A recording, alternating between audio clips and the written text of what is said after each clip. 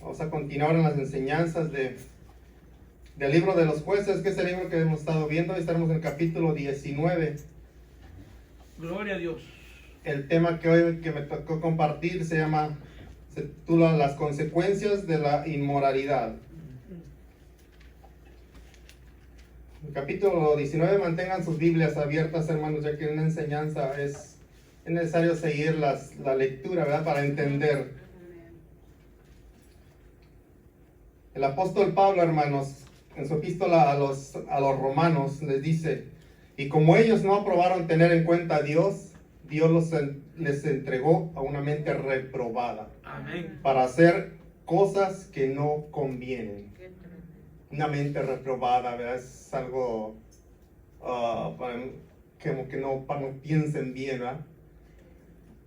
Toda acción, toda obra que hagamos tiene consecuencias para bien o para mal, para construir o para destruir, ¿verdad? Así es. Amén. Y como creyentes en nuestro Señor Jesucristo, como hijos de Dios que somos, nunca debemos de tomar acciones o hacer obras sin antes pedir la voluntad de Dios. Siempre tenemos que pedir la guianza, ¿verdad? Amén. No creamos, hermanos, que somos independientes como muchos creen, porque hay leyes, leyes a cual todo ser humano tiene que someterse. Así es. Y si hay leyes es porque hay un regidor, hay un gobernador, hay un príncipe que gobierna sobre todas estas leyes. Es un rey al cual nos tenemos que someter voluntariamente, hermanos. Sí, amén. Israel cometió un gran error en la época de los jueces, que como no había rey, dice que hacían lo que querían, lo que según ellos, para ellos estaba mejor. Y mucho, si a ellos les gustaba hacer, ¿verdad? O sea, que algo que les encantaba hacer, eso lo hacían. Todo esto tuvo un comienzo, ¿verdad? Porque la Biblia registra que después de la muerte de Josué y toda su generación, se levantó una generación que no conoció a Dios ni sus obras, una generación de juniors, digo yo, como que se despegó de todo esto. Estos prefirieron ir tras dioses ajenos a una vida más cómoda, más placentera, una vida que se acomodaba a su estilo de vida y no al estilo de vida de Dios o a la ley de Dios. El proverbista nos recomienda no ser sabios en nuestra propia opinión. Amén. Más bien temer a Jehová y apartarnos del pecado. Este es un proverbio que en verdad tiene mucho sentido, ¿no? Si queremos llevar una vida justa, recta delante de nuestro Señor. Vamos a ir al libro de Jueces, capítulo 19, versículo 1. Amén. La palabra de Dios es el nombre del Padre, del Hijo y de su Santo Espíritu. Dice así: en aquellos días, cuando no había rey en Israel, hubo un levita que moraba como forastero en la parte más remota del monte de Efraín, el cual había tomado para sí mujer concubina de Belén de Judá. Vemos aquí, hermanos, que este capítulo comienza diferente a los demás, porque aunque dice la palabra que no había rey, aquí nos registra que Israel estaba sometido a ninguna otra nación, como hemos visto en los capítulos anteriores, que por causa del pecado lo sometían a era sometido por una nación. Aquí vemos que no es así, ¿verdad? Aquí vemos que la historia comienza con dos personajes: un levita que vivía como forastero en lo más remoto del monte de Efraín y su concubina que era de Belén de Judá. Un levita es un hombre elegido especialmente para el servicio de Dios del templo. Una concubina es una mujer legítimamente unida en matrimonio a un hombre, pero en una posición inferior a la legítima esposa. Aunque no encontramos textos en la Biblia que aprueben esta unión o esta poligamia, por así decirlo, tampoco encontramos uno que la desapruebe. Pero la frase "y una sola carne", hablando Dios acerca del matrimonio, ahí Dios está dejando por sentado que el matrimonio es de dos, de un hombre y una mujer. Amén. Aquí vemos entonces que un levita, un hombre que es el elegido especialmente para ministrar el templo de Dios, se une a una concubina, siendo que Dios había especificado que debía casarse con una mujer virgen, nunca con una viuda o con una repudiada, tampoco con una infame, menos con una ramera. Esto lo vemos en Levíticos 21:14. Sí, amén. Como podemos ver, mis hermanos, aquí en este versículo comienza o se registra más bien una falta de moral que había en el pueblo de algunos israelitas desde que se comenzaron a alejar de Dios. Los versículos 2 y 3 dicen: y su concubina le fue infiel, y se fue de él a casa de su padre, a Belén de Judá, y estuvo allá durante 4 meses. Y se levantó su marido y la siguió para hablarle amorosamente y hacerla volver, y llevaba consigo un criado y un par de asnos, y ella le hizo entrar en la casa de su padre. Aquí vemos, hermano, que esta concubina le fue infiel. Y de acuerdo a la ley, si a una pareja le era infiel o cometía adulterio, era apedreada hasta la muerte, ¿verdad? En este caso no fue así. Quizás la ley excluía a las concubinas, no lo sabemos, ¿verdad? Pero aquí no ocurrió que la apedrearan. Lo que vemos es que después de 4 meses, este levita va a buscarla. Y dice que la Biblia que le habla amorosamente, convenciéndola que regrese con él. Es como si el levita como si el levita fue el que cometió el error y no la concubina. Posiblemente él se sentía culpable por algo, o en verdad la amaba tanto que lo que quería que estuviera con ella, no lo sabemos, pero aquí se mira que hay una falta de moral ya de parte de este hombre que está especialmente para el servicio de Dios.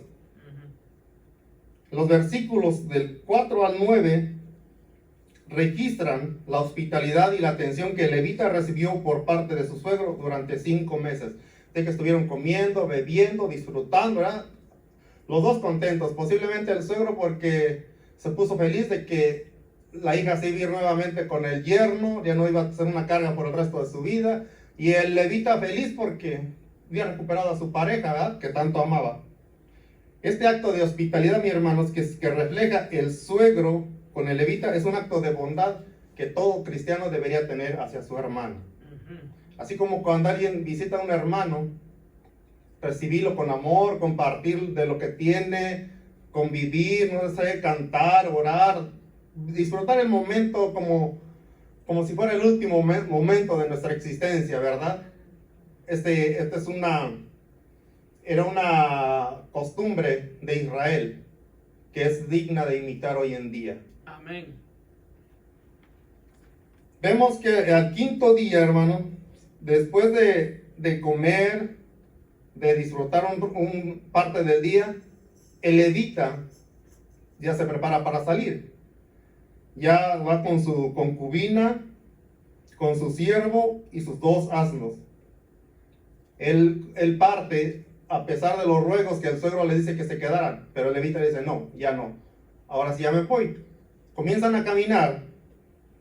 Dice que ya caminando, dice que el siervo le dice al levita: ven ahora y vamos a esta ciudad de Jebuseos para que pasemos en ella la noche. Y su señor le respondió: no iremos a ninguna ciudad de extranjeros, que no sea de los hijos de Israel, sino que pasaremos hasta Gabá. Versículos 11 y 12. Permiso, hermanos. Amén, aleluya. Y se apartaron del camino para entrar a pasar la noche allí en Gabá. Y entrando, se sentaron en la plaza de la ciudad, porque no hubo quien los acogiese en casa para pasar la noche. El versículo 15. Primeramente, mis hermanos, vemos aquí cómo este levita se niega a pasar la noche en una ciudad de no israelitas, de incrédulos. Seguramente le dijo a su criado: no, ¿cómo vamos a pasar ahí la noche si no son nuestros hermanos? Sigamos un poquito más adelante, que más adelante está la ciudad de Gabá, donde están nuestros hermanos. Él tenía la esperanza de que fuera bien recibido. pero llega, ¿y qué pasa? No, nadie hace nada por recibirlos. Dice que él se sigue de paso hasta la plaza del pueblo y se queda sentado ahí, quizás decepcionado, porque no hubo quien lo recibiera. ¿Qué? Porque esto era una excepción, porque la costumbre o la cultura del pueblo hebreo era de que todo forastero que llegara a una ciudad debía ser bien recibido, así como lo hizo el suegro con el levita. Pero en esta ocasión no hubo quien lo recibiera, ¿verdad? Entonces, estos se van a la plaza. Quizás el levita pensó, es mejor quedarnos aquí en la plaza que en el monte o en una ciudad de impíos. ¿Por qué se están olvidando las buenas costumbres, hermanos? ¿Sabe por qué? Porque cuando el amor de Dios no mora dentro del ser humano, tampoco hay amor al prójimo. Cuando no nos importa nada más que nuestro beneficio propio, cuando nosotros tenemos todo, ¿qué me importa si mi hermano, mi vecino, mi prójimo no tiene que comer? ¿Qué me importa si mi prójimo no tiene que vestir o dónde dormir? Mientras yo tenga todo, mientras yo sea feliz, yo sigo mi vida feliz, ¿eh?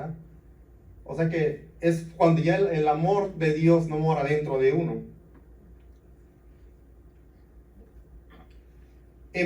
Pero en verdad esto es lo que Dios quiere que hagamos cuando Él nos bendice. Digo que bendice porque aquí estamos hablando del pueblo de Israel, ¿verdad? Ahora, si el levita, mis hermanos, hubiera decidido pasar al pueblo de Jebús, a la ciudad de Jebús, quizás más de uno le hubiera ofrecido dónde quedarse. Porque déjeme decirle que hay gente no cristiana que hace obras mucho más grandes que a veces muchos cristianos hacemos. Hay gente que no le tiembla la mano al momento de compartir o al momento de ayudar a su prójimo. Y yo creo que eso lo sabemos quienes hemos llegado ya un poco maduritos o ya de edad al evangelio, que muchas veces nos quitamos hasta los zapatos para dárselos al amigo, la chamarra para dársela al amigo que está temblando de frío, sin cuestionarlos. Simplemente eso hacemos en un acto de bondad, de caridad, por así decirlo. ¿Cuánto más ahora, hermanos, que conocemos al Dios que nos ama?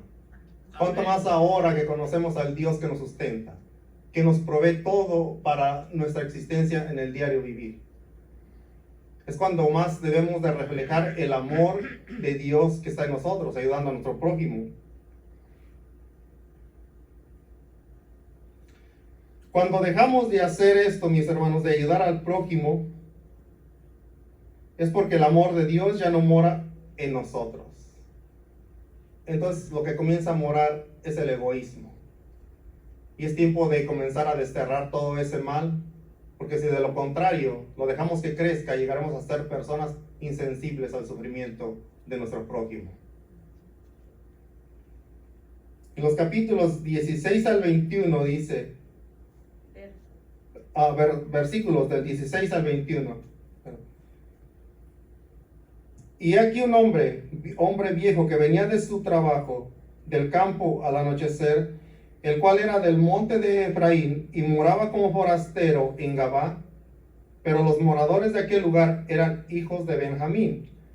Y alzando el viejo los ojos, vio a aquel caminante en la plaza de la ciudad y le dijo, ¿a dónde vas y de dónde vienes? Él respondió, pasamos de Belén de Judá a la parte más remota del monte de Efraín, de donde soy. Y había ido a Belén de Judá, mas ahora voy a la casa de Jehová, y no hay quien me reciba en casa. Nosotros tenemos paja y forraje para nuestros asnos, y también tenemos pan y vino para mí y para tu sierva, y para el criado que está con tu siervo. No nos hace falta nada. Y el hombre anciano dijo, paz sea contigo, tu necesidad toda queda solamente a mi cargo, con tal que no pases la noche en la plaza. y los trajo a su casa, y dio de comer a sus asnos, y se levantó, y se lavaron los pies, y comieron y bebieron. Vemos que dice que el anciano no era de Gabá, sino originario del monte de Efraín. Sin embargo, este anciano fue el único que les brindó la ayuda. A veces la ayuda llega de quienes menos uno le espera, ¿verdad? Amén. El levita vemos que dice que ahora no se dirige a su casa, sino que se dirige a la casa de Dios, de Jehová. Quizás a ofrecer alguna ofrenda de agradecimiento. Pero también hay algo que me llama la atención, que dice, y el anciano les ofrece todo lo que les haga falta con tal de que no pasen la noche en la plaza. Este anciano sabía que las cosas no estaban bien en Gabá. Por eso que dicen, no pueden quedarse ahí. Aquí no está bien que ellos se queden. Hay un dicho que dicen, y ese lo he aprendido porque aquí lo han dicho, que dice que cuando una papa está podrida en el costal, todas las demás están contaminadas. O sea que solo es cuestión de tiempo para que todo ese mal olor que está dentro comience a expandirse y todos se den cuenta de la putrefacción que está dentro del costal, ¿verdad? Vamos a pasar a los versículos 22 al 26. Pero cuando estaban gozosos, he aquí que los hombres de aquella ciudad, hombres perversos, rodearon la casa, golpeando a la puerta, y hablaron al anciano, dueño de la casa, diciendo, saca al hombre que ha entrado en tu casa, para que lo conozcamos. Y salió a ellos el dueño de la casa y les dijo, no, hermanos míos, os ruego que no cometáis este mal. Ya que este hombre ha entrado en mi casa, no hagáis esta maldad. He aquí que mi hija, virgen, y la concubina de él, yo os la sacaré ahora, humilladlas y haced con ellas como os parezca. Y no hagáis a este hombre cosa tan infame. Mas aquellos hombres no le quisieron oír, por lo que tomando aquel hombre a su concubina, la sacó y entraron a ella y abusaron de ella toda la noche hasta la mañana. Y la dejaron cuando apuntaba el alba. Y cuando ya amanecía, vino la mujer y cayó delante de la puerta de la casa de aquel hombre donde su señor estaba hasta que fue de día. Estos versículos les recuerda algún otro pasaje de la Biblia. Génesis 19, ¿verdad? Donde se estuvo a punto de cometer una infamia parecida, pero aquí sí se cometió, ¿verdad? Estos versículos, mis hermanos, describen una gran maldad que se vivió en esa noche. El escritor de Jueces llama hombres perversos a los de la ciudad de Gabá, a los israelitas, a los descendientes del pueblo escogido por Dios. Hombres perversos, hermanos, el término hebreo que se utiliza aquí es belillal, que significa inutilidad y maldad. Inútil en referencia a un objeto arruinado y destruido. Inútil en referencia a una persona que practica la maldad. Belillal es algo que se ha venido arruinando, deteriorando desde tiempo atrás y que nadie hizo nada por restaurarlo y que está destinado a la destrucción. ¿Cómo es que este pueblo había llegado a tal extremo? La respuesta es simple, ¿eh? Esta era la generación que no había conocido a Dios. Una generación que desvió su mirada hacia lo que practicaban sus vecinos. Unos vecinos que Dios había dejado para probar su fe y fidelidad hacia Él. Esto, mis hermanos, esta generación sucumbió ante el pecado, haciendo todo lo que les placiera y lo que les hiciera sentirse felices. La Nueva Versión Internacional en el libro de Romanos, capítulo 1, versículo 28 dice, además, estimaron que no valía la pena tomar en cuenta el conocimiento de Dios, el cual a su vez los entregó a la depravación mental para que hicieran lo que no debían hacer. Es el mismo versículo que leí al principio. hay una frase que es muy conocida, bueno, en el tiempo, cuando yo, antes de desconocer del cristianismo, que hace mucho daño a la gente, a la juventud, que es, si yo puedo pensar, yo puedo decidir. Si yo puedo tocar, yo puedo destruir. O sea que es un pensamiento que hace al hombre como superior a Dios, que está uno por encima de la sabiduría de Dios. Y esto, mis hermanos, suele pasar cuando uno no conoce de Dios. Y aquí esto sucedía de que el pueblo se había alejado de Dios por causa del pecado. Ellos no estaban haciendo nada por restaurar su relación con el Creador. Y cuando esto pasa, mis hermanos, Dios amablemente se hace a un lado. Cuando uno mismo se aleja de Dios, a pesar de que uno lo ha conocido, Él amablemente dice, sigue tu camino. Si crees que eres mejor que yo, sigue tu camino. Este es el resultado que se obtiene cuando se aleja de Dios uno, cuando deja uno de leer la palabra de Dios, cuando comienza uno a llenar la mente con pensamientos de perversidad, llegando a tal grado de que se comete el pecado. Después llega el momento en que pecar ya es natural, ya es una costumbre que es normal en uno, llegando al momento en que se convierte uno insensible ante todo.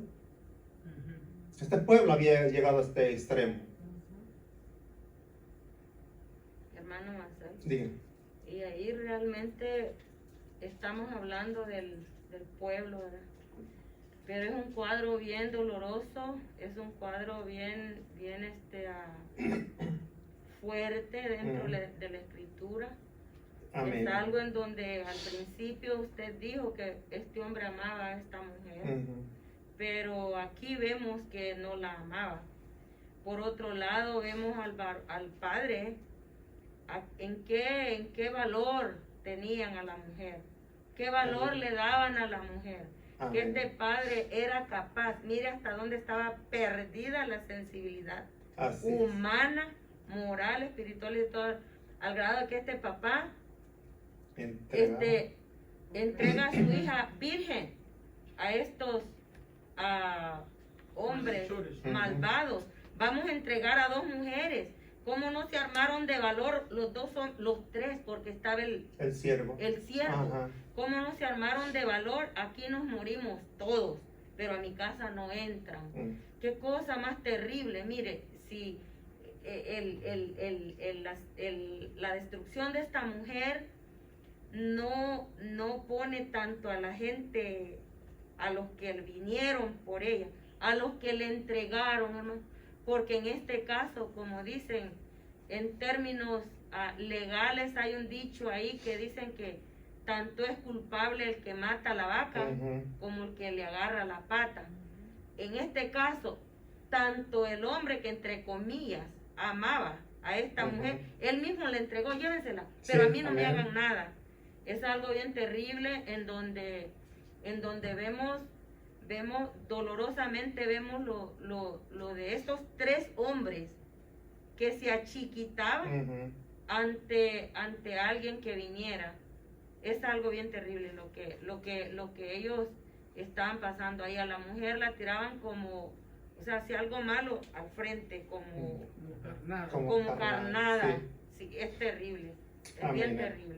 Amén, hermano. Para allá iba esto, se me adelantó un poquito, hermano, pero sí, eso es. Porque como decía, aquí vemos, yo le puse aquí que vemos a un grupo de los LGBT rodeando la casa, que, sin ninguna pena le dicen, saca al hombre, saca ese hombre que está ahí para tener relaciones, para conocerlo, él dice.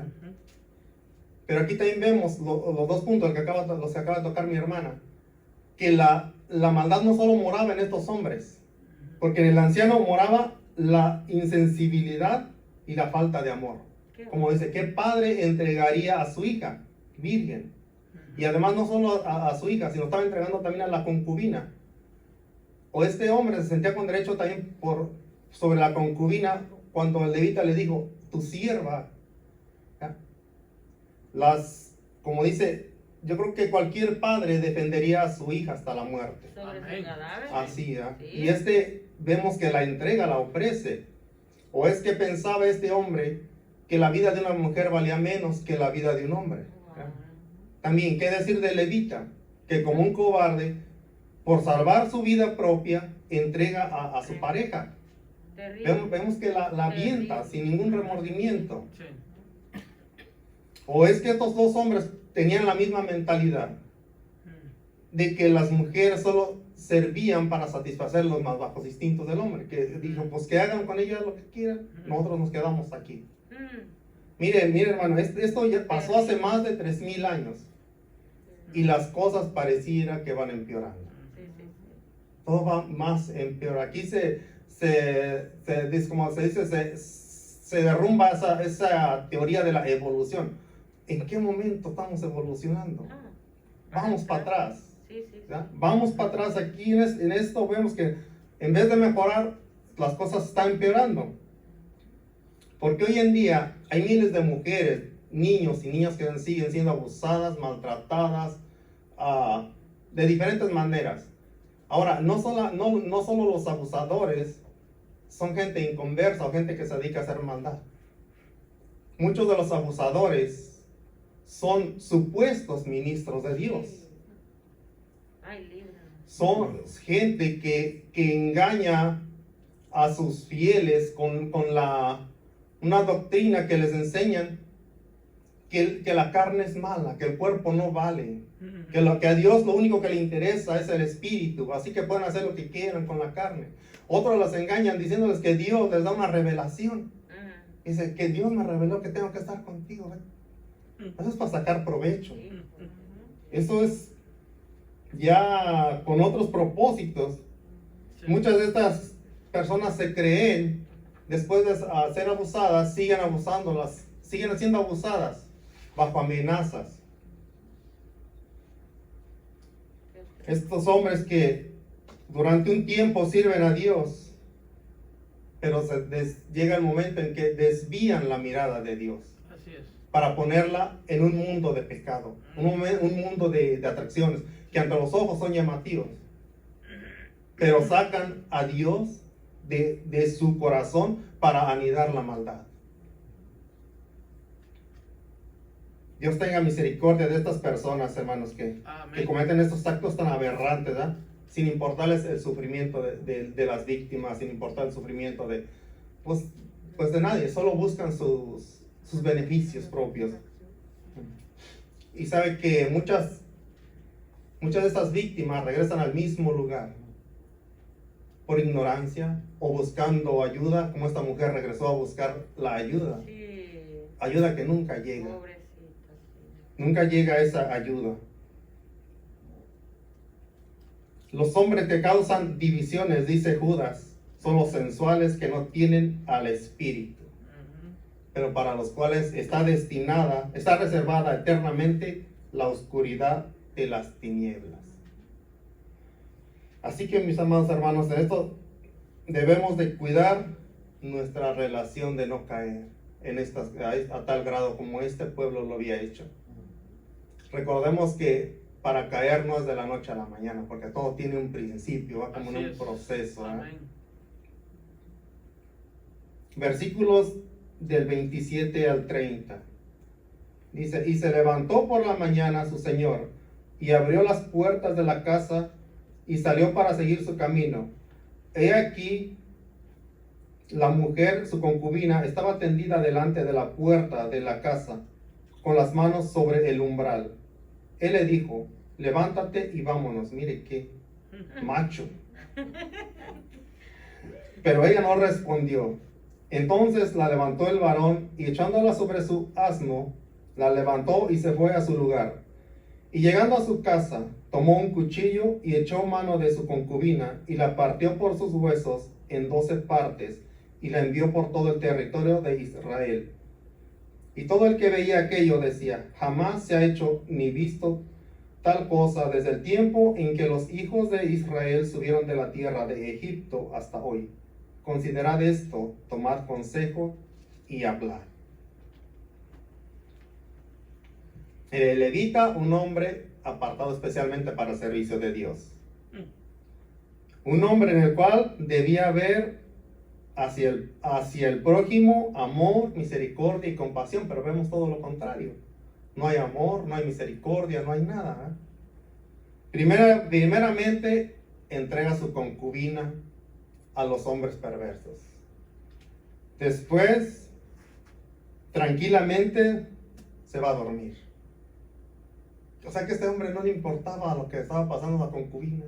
Él se fue a dormir, igual que el papá de la otra muchacha, pues la hija no había sido llevada.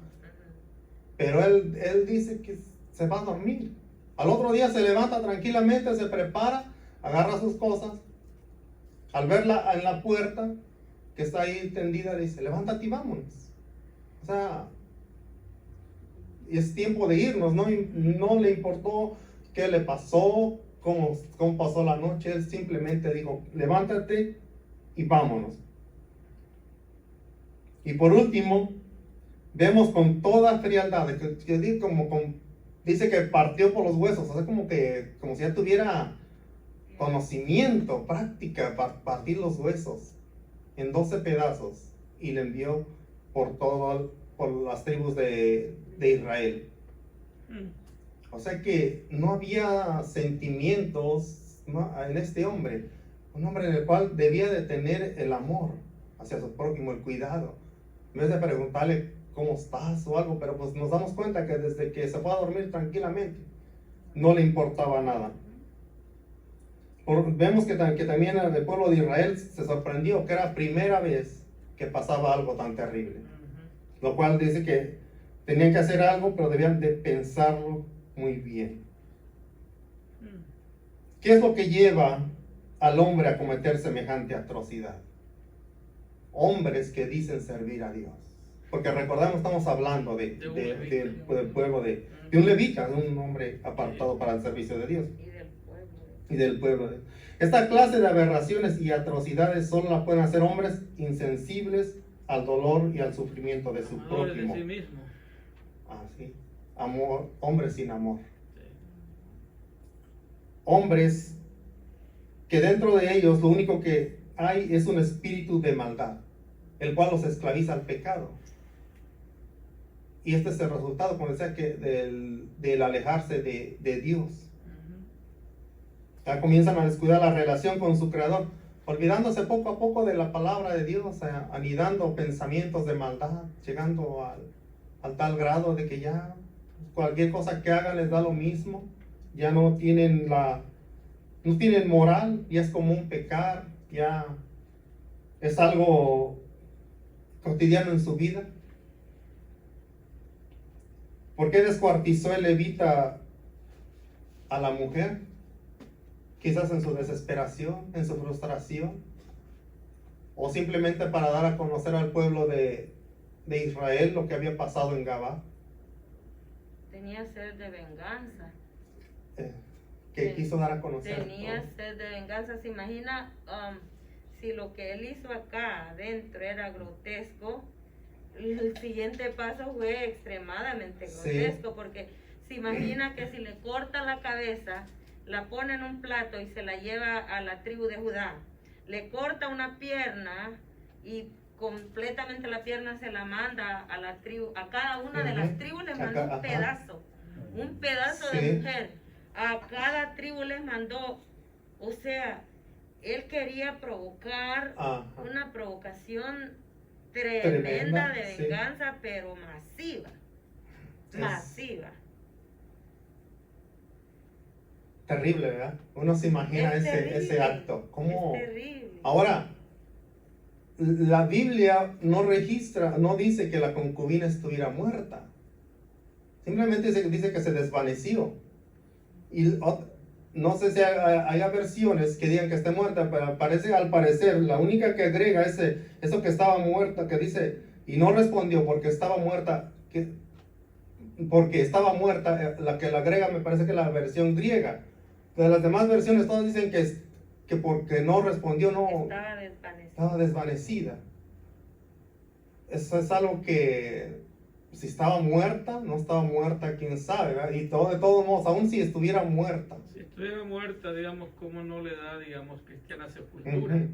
¿Verdad? Ajá. Y si fuera un hombre, digamos, de un corazón noble, digamos, como Sí. se cree que debe ser cada ministro, cada siervo de Dios. Amén, hermano, sí. Mas, sin embargo, en vez de hacer eso, va a tomar cuchillo Y la y despedaza. empieza a hacer eso algo grotesco. Así. Que yo creo que eso solamente lo hacen los caníbales o los que realmente están fuera de sí Esos. por cuestión de drogadicción o lo que sea. Pero ese el versículo dice que Dios los entregó una mente reprobada. Total. Totalmente. Ahí está la clave. Sí. Dice, porque como ellos no aprobaron tener Ajá. a Ujú. Dios, bueno, Dios los dejó. Y A lo que quisieran hacer. Sí. Qué terrible, man. Hoy en día, ¿cómo aplicaríamos esto, hermano? ¿Es necesario tomar un cuchillo para despedazar a la pareja? Al prójimo? ¿A un vecino? De No, ninguna ¿verdad? manera, de ninguna Basta, manera. yo creo que basta solo con nuestras acciones, Sí, con ser indiferentes al sufrimiento, a las necesidades, sí. con palabras hirientes que dicen que son más filosas que los cuchillos, Ujú, miradas altivas, retadoras, que te intimidan, ujú. de Intimidante. altivez. No es necesario tener un cuchillo. Amén. No es peor porque las palabras que a veces te las dicen y aún después de tiempo mira a la persona y se acuerda a uno y se pregunta por qué. Ujú. hay muchas maneras de matar y de hacer daño. Sí. No solamente con nada. Así que hermanos, tengamos cuidado de no caer a tales extremos como había caído este pueblo. Sí. Es grave, ¿ah? Vemos como este pueblo había caído en tanta maldad, ¿ah? Lo que dijo la hermana, tanto peca el que mata a la vaca como el que le agarra la pata, ¿ah? Vemos también aquí, hermanos, que dice que envió, ¿verdad? Envió mensajeros a las ciudades. Sí, debo pensar que estos que envió tampoco les importaba lo que llevaban. Lo que cargaban. Ajá, o sea que ellos lo único que querían era llevarlo, entregar el pedazo de carne. Mm, No importando qué llevaban, no importaban las consecuencias, pero debían de saber qué llevaban. Y decía, ¿será que en las congregaciones hoy en día también habrá gente que le encante divagar las malas noticias que hay? mm. ¿No creen que esa es la mejor solución? ¿Acaso no es mejor primero orar a Dios? Buscar una buena solución. Santo, ayúdanos. Porque es mejor buscar la sabiduría de Dios. Amén. Sí. Es mejor así que comenzar a divagar todo. Quizás a veces no esperamos el resultado que queramos, pero tenemos la guianza de Dios. Capítulo 20, versículo 1 y 2 dice: Entonces salieron todos los hijos de Israel y se reunió la congregación como un solo hombre, desde Dan hasta Beerseba y la tierra de Galad hasta a Jehová en Mizpa. Y los jefes de todo el pueblo, de todas las tribus de Israel, se hallaron presentes en la reunión del pueblo. En el pueblo de Dios, 400,000 hombres de a pie que sacaban espada. Parte del versículo 3, parte B, dice: Y le dijeron los hijos de Israel: Decid cómo fue esta maldad. Aquí vemos, hermanos, que que las tribus de Israel se reúnen, todos los líderes en una asamblea ante Dios. Querían saber cómo había sucedido todo. Querían escuchar a Levita que les dijera cómo había sucedido, qué había pasado. Los versículos del 4 al 7 vemos la narración de Levita. Él dice que llegaron a pasar la noche. Y después unos hombres rodearon la casa que querían matarlo. Pero a la que humillaron hasta matarla fue a la concubina. Pero él nunca dice cómo se salvó él. Vemos que él tampoco dice cómo es que la concubina terminó en las manos de ellos. O sea, él solo, como vemos, compone su propia versión. Y dice que ya los israelitas creen su versión y le envían mensajeros a la tribu de Benjamín. Los versículos 12 y 14 vemos qué es lo que le mandan decir los de Israel a la tribu de Benjamín. Dice la parte B del versículo 12. ¿Qué maldad es esta que ha sido hecha entre vosotros? Entregad pues ahora a aquellos hombres perversos que están en Gabá, para que los matemos y quitemos el mal de Israel. Mas los de Benjamín no quisieron oír la voz de sus hermanos, los hijos de Israel, sino que los de Benjamín se juntaron en las ciudades de Gabá para salir a pelear contra los hijos de Israel. Mire aquí, como le dije, este costal ya las papas estaban todas podridas. Desde la más pequeña, de la más grande a la más pequeña. Ya todos ya estaban como de acuerdo, ¿verdad? Porque los líderes de Benjamín prefirieron defender a aquellos hombres llenos de maldad. O sea, daban a entender que estaban de acuerdo con lo que ahí se practicaba. Daban a entender que estaban como acostumbrados ya a eso, ya era algo normal.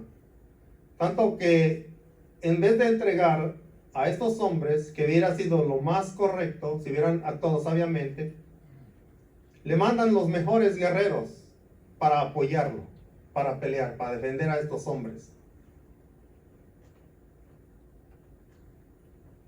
Entonces los israelitas, al conocer la respuesta, aunque la guerra ya era inevitable, le van y consultan a Dios y le preguntan. Los versículos 18 al 21 dice: luego se levantaron los hijos de Israel y subieron a la casa de Dios y consultaron a Dios, diciendo: ¿quién subirá de nosotros primero en la guerra contra los hijos de Benjamín? Y Jehová respondió: Judá será el primero. Se levantaron pues los hijos de Israel por la mañana contra Gabá, y salieron los hijos de Israel a combatir contra Benjamín, y los varones de Israel ordenaron la batalla contra ellos junto a Gabá. Saliendo entonces de Gabá, los hijos de Benjamín derribaron por tierra aquel día a 22,000 hombres de los hijos de Israel. O sea que en esta primera batalla, los de Benjamín estaban ganando. Estaban derribando a los hombres de Israel. A pesar de que eran mucho más, estaban perdiendo esta batalla. Veámoslos del versículo 25 al 28. Dice: y aquel segundo día saliendo Benjamín de Gabá contra ellos, derribaron por tierra otros 18,000 hombres de los hijos de Israel, todos los cuales sacaban espada. Entonces subieron todos los hijos de Israel y todo el pueblo, y vinieron a la casa de Dios, y lloraron, y se sentaron allí en presencia de Jehová, y ayunaron aquel día hasta la noche. Y ofrecieron holocaustos y ofrendas de paz delante de Jehová. Y los hijos de Israel preguntaron a Jehová, pues el arca del pacto de Dios estaba allí en aquellos días, y Fines, hijo de Eleazar, hijo de Aarón, ministraba delante de ella en aquellos días. Y dijeron: ¿Volveremos aún a salir contra los hijos de Benjamín, nuestros hermanos, para pelear? ¿O desistiremos? Y Jehová dijo, subid, porque mañana os los entregaré. Mire, los israelitas sabían que esta guerra era inevitable, ¿verdad? Pero antes de tomar la decisión de atacar, vemos que van y consultan a Dios. Piden la dirección de Dios, ¿verdad? Vemos que también Dios aprueba esta batalla, y en 2 días dice que derribaron 40,000 guerreros de Israel. Decía yo, qué hermoso sería que uno como cristiano, cuando le orara a Dios, le pidiera, Dios de contestar y dijera, sí, adelante, hazlo, todo bien, ¿no? Que todo nos lo pusiera así como decimos, en bandeja de plata, no dolor, no enfermedades, no pruebas, no nada. Yo creo que todo el mundo quisiera ser cristiano. Pero aquí vemos que no es así.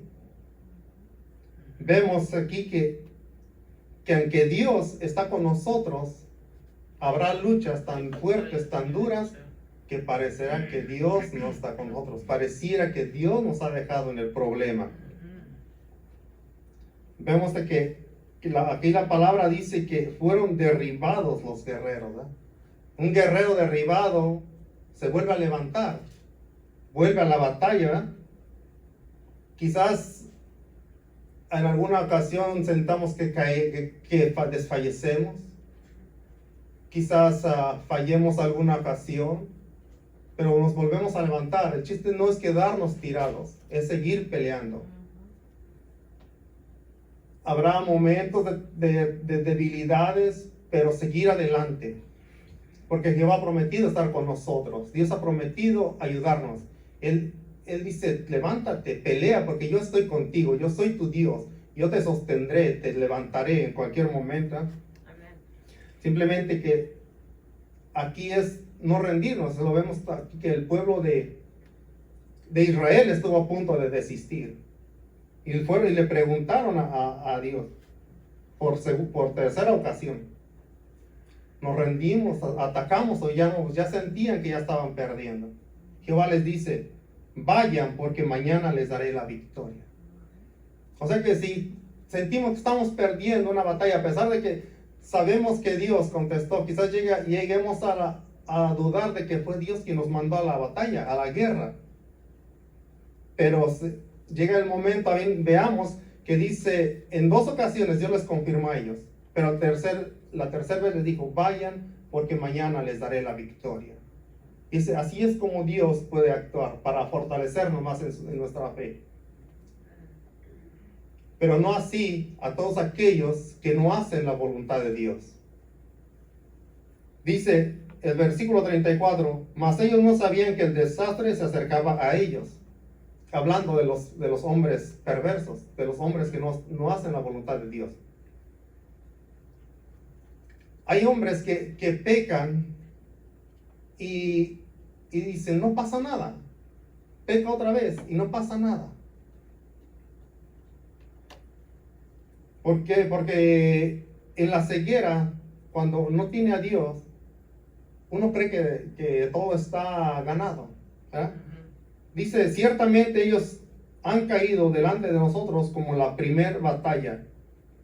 Hablando los de Gabá, refiriéndose a los del pueblo de Israel. ¿Cuántos hombres hay que pecan y ven que a uno que trata de hacer lo mejor para estar en los caminos de Dios, sus hijos andan en droga o está enfermo? Dice, míralo y sirve a Dios, que está cayendo. Nosotros que pecamos, no pasa nada, porque dice el que están cayendo delante de nosotros. O sea que se siente que van ganando. Pero dice el versículo 40 y 41, mas ellos no miraron hacia atrás. Mas ellos miraron hacia atrás, vieron que el desastre había venido sobre ellos. O sea que cuando ellos creen que ya todo está ganado, cuando personas que creen que por pecar no pasa nada, ya sobre ellos ya viene la destrucción. Entonces ya por más que corran, por más que se escondan, por más que peleen, la destrucción ya viene sobre ellos. De cuando voltearon, miraron la columna de humo. Y esto es lo que le espera a todo aquel que caminando, que caminando con Dios se aleje un día. Y su fin será en el lago de fuego, donde dice que ahí arde día y noche, donde es el crujir, el llorar y el crujir de dientes. Sí, amén. Es uno de los finales más terribles. Estos hombres pensaban vencer a Israel. ¿Cuál era el pensamiento de ellos de luchar contra 400,000 hombres? Ellos eran 26,000, me parece, no recuerdo. El versículo 48 nos describe una destrucción total de la tribu de Benjamín. Quemaron todo. Una ciudad completamente destruida. O sea, una purificación se había hecho ahí.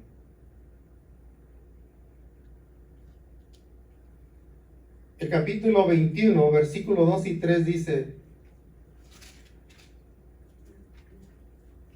vino el pueblo a la casa de Dios y estuvieron allí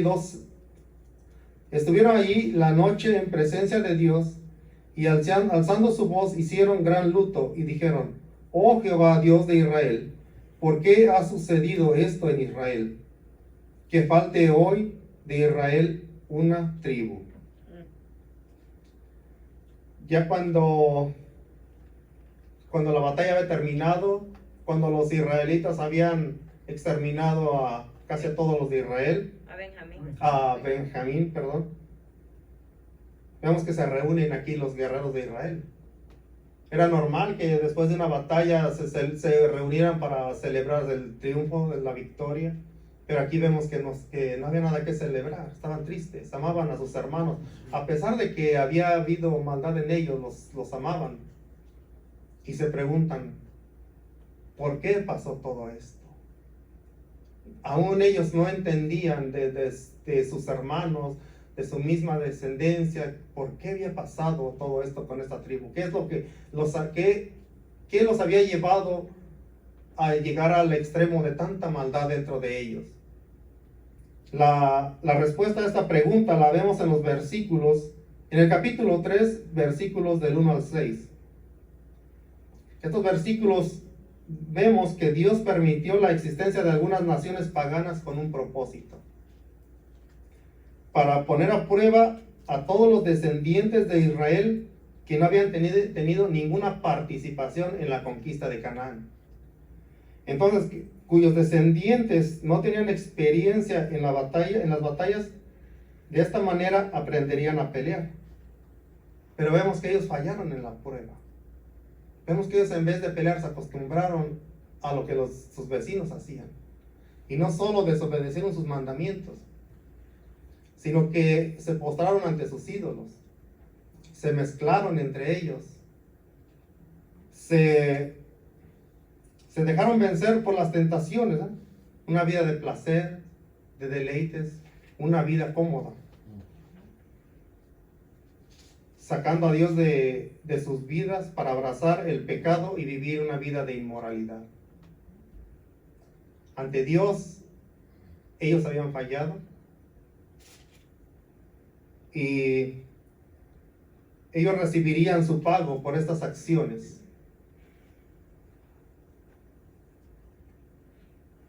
Miren, hermanos, al igual que el pueblo de Israel, que Dios le dejó naciones paganas para probar su fe y su fidelidad a Él, así a nosotros nos ha dejado en medio de un mundo lleno de pecados, lleno de tentaciones, lleno de vicios, un mundo con una inmoralidad sexual al extremo,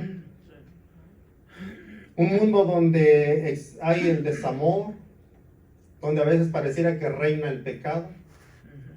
En medio de todo esto, estamos usted y yo. Estamos los hijos del Dios Altísimo. ¿Por qué Dios nos dejó en medio de tantas tentaciones que a nuestros ojos son tan atractivas? ¿Por qué Dios no nos llevó a un lugar alejado de tanta maldad? ¿Sabe por qué? Porque no depende del lugar terrenal en el que estemos. La maldad está dentro del corazón del ser humano. Es cierto. Somos pecadores por naturaleza. Sí, sí, es No importa dónde Dios nos hubiera puesto. ¿Qué caso tendría, mi amado hermano? ¿O qué razón tendría de que tuviéramos un Dios todopoderoso, que en el momento que lo aceptemos, se apoderara de nuestra mente, de nuestra voluntad, que lo obedeciéramos no por voluntad propia, sino porque nos moviera como títeres, que pareciéramos robots? ¿Dónde quedaría entonces el libre albedrío? El libre albedrío nos hace responsables de nuestros actos y nuestras acciones. Sí. Dios busca un pueblo que le ame con un amor sincero y voluntariamente. Y amén. ¿Cómo logramos esto? Dice, desechando pues toda malicia, dice la palabra, todo engaño, toda hipocresía, envidia y todas detracciones. Toda malicia. Cuando comienza uno a maquinar un pecado dentro de la mente, comienza uno a procesar más y más. Si no lo desecha uno hasta llevarlo a cabo, ya comenzará uno a caer en el engaño del enemigo. Entonces dice, tenemos que desechar tanto la malicia como el pecado. Tenemos que desechar la hipocresía. No digamos que amamos a Dios, sino amamos a nuestro prójimo. Tenemos que desechar las envidias. No envidiemos lo que tiene el hermano, lo que tiene el vecino. Conformémonos con lo que Dios nos ha dado. Amén. Dice, y todas las detracciones. O sea que hagamos un lado chismes y murmuraciones. El apóstol Pablo nos dice, no os conforméis a este siglo. O sea, hermanos, no nos pongamos cómodos con lo que hacen los inconversos. No nos acostumbremos a estar sentados en las mismas mesas compartiendo lo mismo de todo. Sí es cierto que tenemos que estar junto a ellos, pero no nos hagamos igual que ellos. En algo tenemos que hacer la diferencia. Amén. No nos acostumbremos a una vida de placeres, de comodidad, ni buscamos una vida a nuestro estilo, sino más bien de buscar una vida al estilo de Dios o a la ley de Dios. Porque la destrucción no es de la noche a la mañana, ni el deterioro es el principio, sino que viene con el tiempo, por descuidar nuestra relación con Dios, hasta que llega la destrucción. Santiago también nos manda a desechar toda inmundicia y recibir con mansedumbre la palabra implantada, la cual puede salvar nuestras almas. O sea, hermanos, que en nosotros está a dónde queremos ir. Si ya conocemos de Dios, si ya sabemos que hay un castigo a todo aquel que desobedece sus leyes, o que no se hace nada por restaurar nuestra relación con Dios cuando nos alejamos, el castigo es la destrucción. Es el castigo eterno. Así que cuidemos nuestros pasos y no caigamos en el error de este pueblo de Israel, que porque no tenía rey, creía que podía hacer lo que quería, lo que le convenía y lo que le gustaba. Nosotros tenemos un rey, y es el Rey de Reyes, al cual tenemos que seguir, y seguir el ejemplo. Amén. Dios les bendiga, hermanos. Espero haya sido de bendición esta clase. Amén.